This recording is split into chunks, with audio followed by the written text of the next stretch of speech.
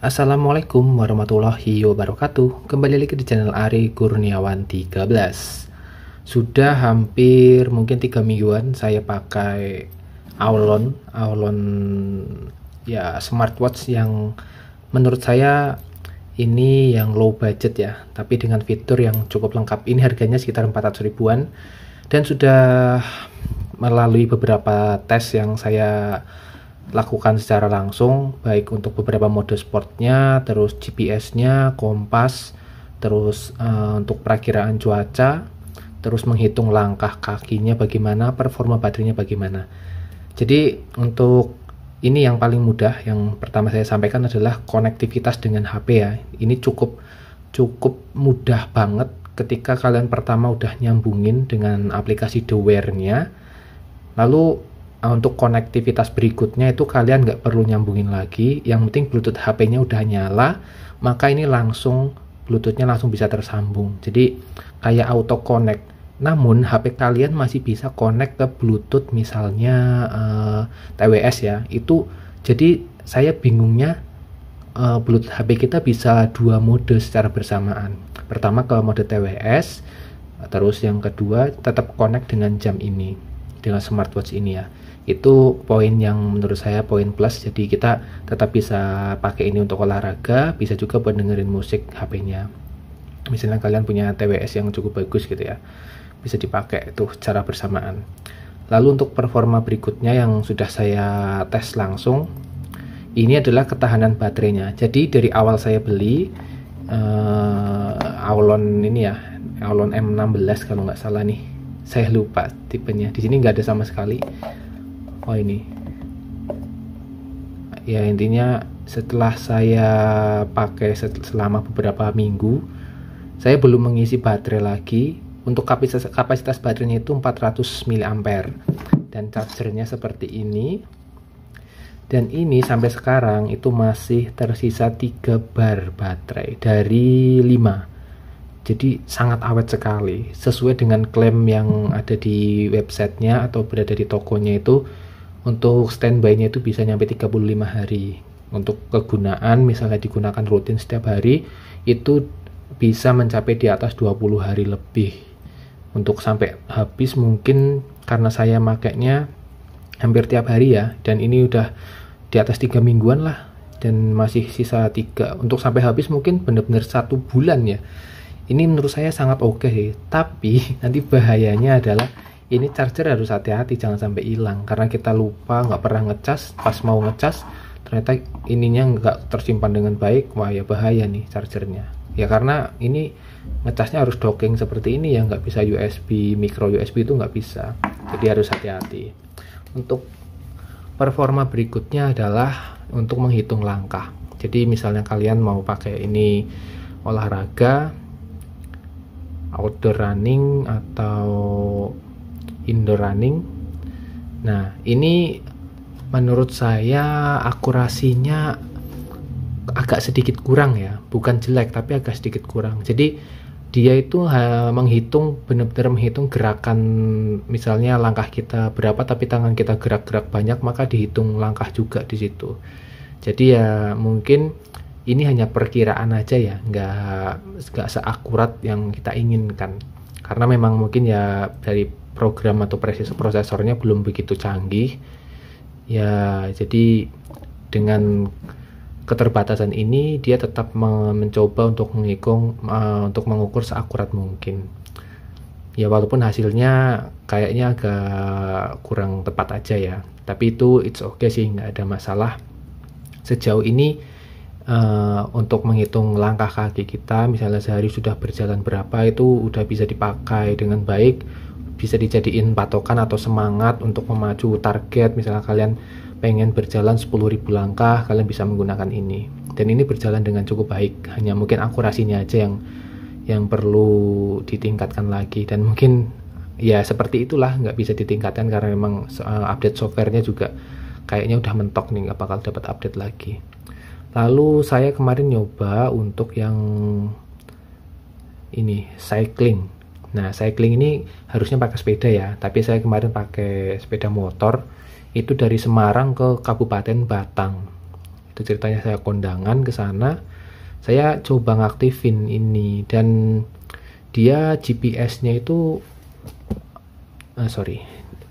GPS-nya itu benar-benar mengukur akurasinya cukup kuat ya, karena saya juga ngecek di Google Map.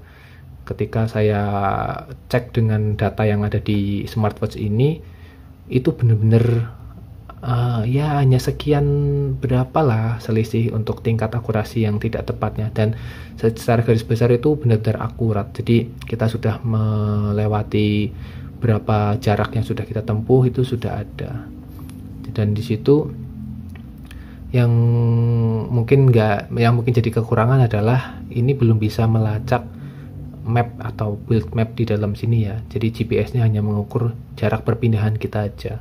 Jadi ya seadanya lah. Memang ini smartwatch budget, jadi nggak bisa diharapkan lebih. Untuk berikutnya, kita yang paling saya suka adalah ini, kompas. Nah, ini nih saya suka banget nih. Kompas ini hampir tidak pernah meleset di lokasi manapun, baik dalam ruangan maupun di luar ruangan. Jadi kemarin saya tes di luar kota juga, ketika saya sandingkan dengan kompas yang ada di HP, itu benar-benar mirip, benar-benar sama, menunjukkan arah yang benar-benar akurat. Jadi ini tidak meleset. Saya belum coba di gunung ya, karena biasanya di gunung ada beberapa tempat yang mungkin distorsi, misalnya di lembah, dia tidak bisa melacak keberadaan sinyal GPS, atau mungkin kompasnya kurang akurat karena suhunya terlalu dingin atau apa. Nah, saya belum coba tuh. Nah, rencana sih minggu depan saya akan coba di trek pegunungan, nanti hasilnya bagaimana. Oke, untuk kompas saya salut, ini paling oke sih di antara semua fitur yang ada di sini ya. Ini kompas paling berguna banget. Lalu untuk heart rate-nya ini bisa berjalan dengan sangat baik. Ini ya, kalau misalnya kalian lagi mode olahraga, itu otomatis heart rate-nya berjalan di latar belakang. Jadi kalian bisa memantau misalnya detak jantung kalian, terus jarak yang sudah kalian tempuh, kalori yang terbakar, itu benar-benar bisa terekam dengan baik di smartwatch ini ketika kalian pakai mode olahraga apapun yang tersedia di sini. Lalu berikutnya, yang saya nggak tahu bagaimana cara setting yang baik atau yang bagus, ini untuk cuaca nih. Saya otak-atik ya, selama pemakaian ini saya baru sekali aja cara nyeting ini ketika saya mendapatkan sinyal atau ramalan cuaca atau perakiraan cuaca di smartwatch ini, yaitu ketika saya konekkan ke HP.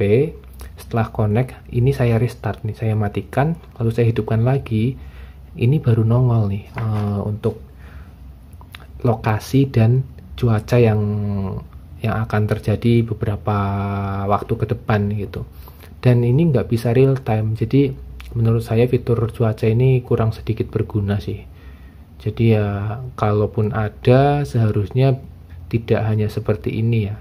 Ini tulisannya selalu not synchronized. Terakhir itu saya mendapatkan ini 28 derajat.